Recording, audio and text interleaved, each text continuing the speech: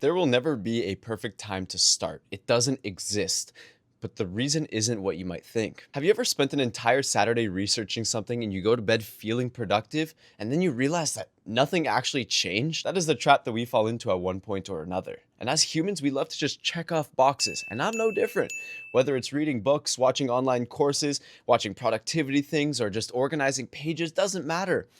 The point is that we feel productive by doing these small, tedious things. All of these little things release dopamine because your brain thinks that you are actively shooting towards your goal, when in reality, your brain is just rewarding the preparation when the world itself rewards your outputs. And that's also why it's so easy to want to tell people about all of your goals. So your brain thinks that it's doing such a good job. Woohoo, we're awesome.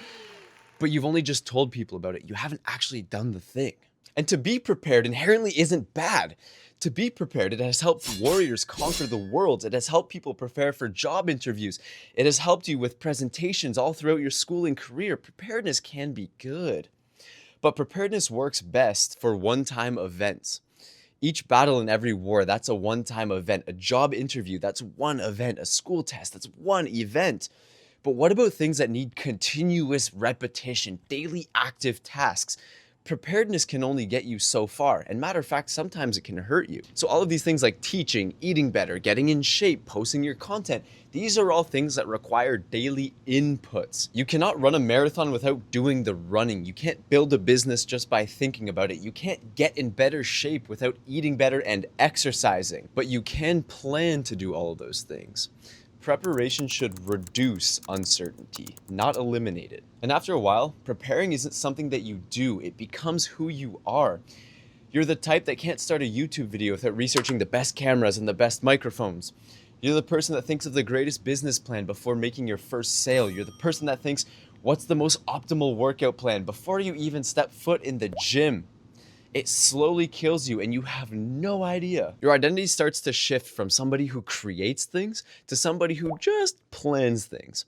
And that's dangerous because it's productive enough that you stop questioning it. So why is it so hard to do the most simple thing and just take action? When you haven't started yet, your brain tends to think of every possible obstacle. What if people laugh at me? What if I fail? What if I make mistakes? What if I'm not knowledgeable enough? And then you get to doing the thing and realize that those weren't the real problems at all. Instead, the real problems are your lighting, your audio quality, your physical presence. Maybe it's your consistency, your exercise selection, your workout plans. Or maybe it's not having enough money in the right accounts. Maybe you're not investing properly. Maybe you spend everything before you actually have room to save. Your biggest problems usually have nothing to do with how you are perceived and everything to do with how you proceed. When I first started YouTube, I thought my biggest problem was going to be what people thought of me, but that was nowhere near the truth. My biggest problems were how to figure out audio, how to figure out the lighting, how to get better at thumbnails, how to get better at hooks. The list just kept going on, and it is only up to me to figure out how to proceed. And none of the fears that I spent so much time worrying about actually became my biggest problems. You spend weeks solving problems that you never even had in the first place. Our brains are so quick to think about all the negative aspects of a situation when it takes just as much energy to think about what would happen if you actually did make it. What happens if you actually did succeed, if you were better than you thought you could be, if things worked out better? Everything takes the same amount of energy. It's just up to you to figure out which side you want to be on. And just like the war example from earlier, there's a quote from Dwight D. Eisenhower that goes something like, "In preparing for battle, I have always found that plans are useless, but planning is indispensable." Meaning that nothing will ever go exactly how you plan it. But you need to have a rough guideline of the plans and know what could happen in order to take the first actions. Having that guideline along the way of what to expect will always be valuable. Someone watches 40 hours of public speaking content and somebody else does 40 public speaking events. Which one do you think is going to come out with better results? Obviously, the person that actually did the 40 public speaking events, because they have learned from their actions. They have done the thing and have been put in a place where they are forced to learn. And thus they now have the wisdom, whereas the other person just has knowledge. The experience provides the immediate feedback. The preparation gives the knowledge, but the action gives the wisdom. And the thing about confidence is that you're always told to just be confident. Be confident going into that presentation. Be confident going into that job opportunity.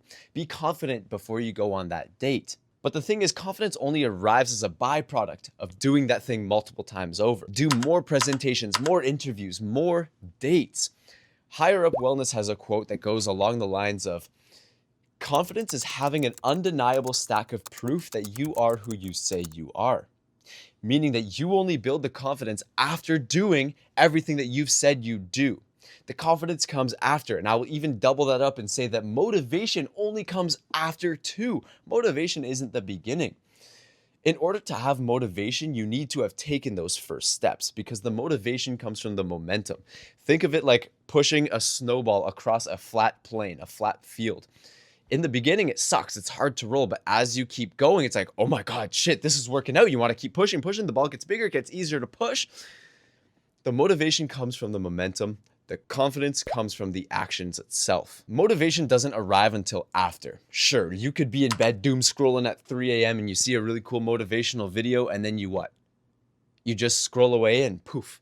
It's like that never even happened. That motivation that you had for that split second is now gone, and you are already on to the next distraction, the next dopamine hit. Motivation can only arrive after one or multiple small wins. So thinking about action first, nothing gets done if nothing gets done. Whenever you consciously decide that you want something, you want to be there, you want to do the thing, you want to take action, you just have to do it first. An example of this, when I wanted to run a marathon, after 6 years of not running, the instant that I decided I wanted to run, I signed up and I planned my rough outline within 10 minutes.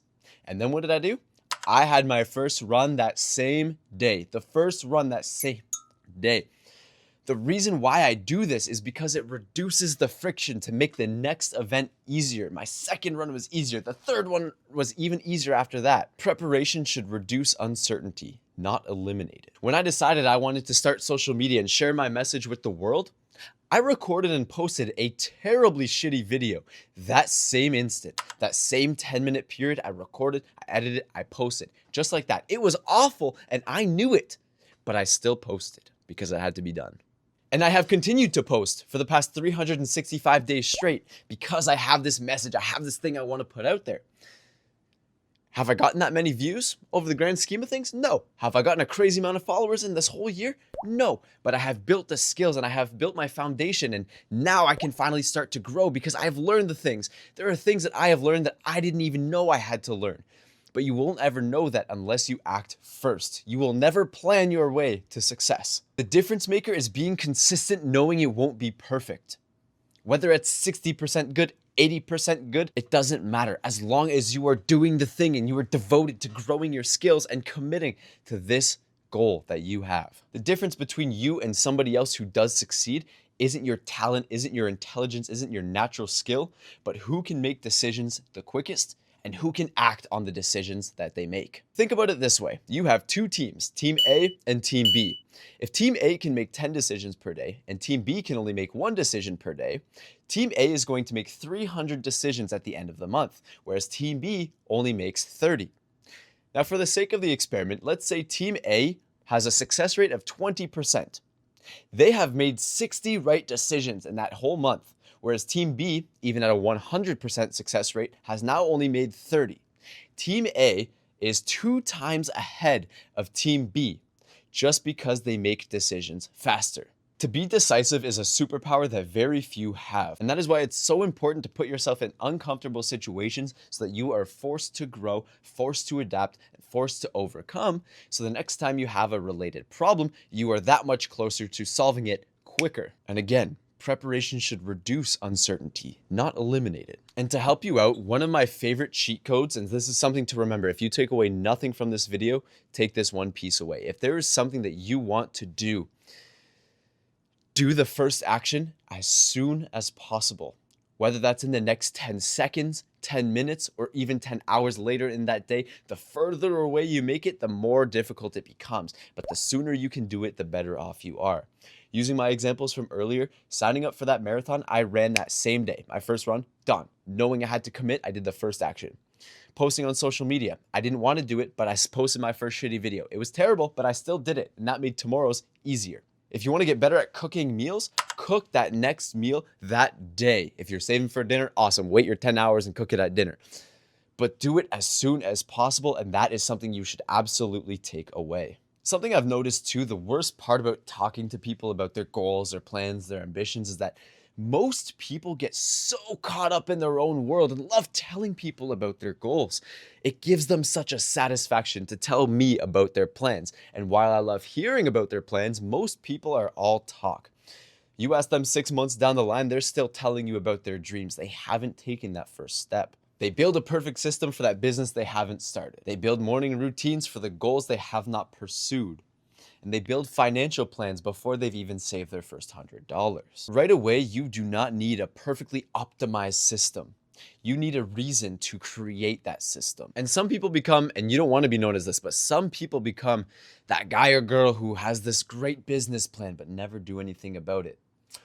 Or that girl who has these big plans of opening up a bakery shop but never does. You have Mr. Potential Man, who seems to have all of these natural gifts that they just do not use to their own advantage. Eventually, these people become attached to the preparation because the preparation protects their identity. Preparation keeps the dream perfect, and the action that they neglect to take exposes the true reality. Every action reveals your priorities better than your words ever will. If you tell me that you want to start a business and I look back in 6 months and see that you have watched 200 hours of YouTube business content and you haven't even made your first sale, that tells me exactly what your priorities are. While we're here, do you guys have any priorities that you don't want to admit? Let me know down below. And like anything else, starting is usually the hardest part, and that's where your devotion has to come in. If you want something that bad, you must be willing to do whatever it takes to get it. You have to show yourself the love and the compassion that it requires in order to do this every single day. You have to make it sustainable. You have to make it fun. You have to make it entertaining. But if you don't do the actions, that you are showing yourself that you don't truly care about doing that thing. You have to know that you'll get this job done. You owe it to yourself. The idea of starting this thing, it isn't your own idea. It has come to you, and it is your duty to act upon it. It is your purpose to improve upon yourself and to improve upon the situation that you are in. And you've probably been telling yourself that you are waiting and preparing for the right moment. But what if that right moment never comes, but instead the right moment is something that you have to create? Every day that you spend trying to eliminate the uncertainty is one more day that you could have taken action and actually taken steps towards that goal that you have. You don't become confident by thinking. You don't become skilled by planning. You become wise by doing the action first. So prepare enough that you know exactly where to start and then stop. Nothing past that point matters. The second you know how to start, take that first step. Preparation is meant to help you get to the start line and nothing else. My dream life, your dream life, the things that we want are waiting on the other side of action. One more YouTube video is not going to get us there. Reading one more book is not going to get us there. So please, when you are done watching this video, swipe away, ignore everything else, and just take the first step. So finally, ask yourself one question. What action could you take in the next 10 minutes to put you closer towards your goal? Think about that, close this video, and do it.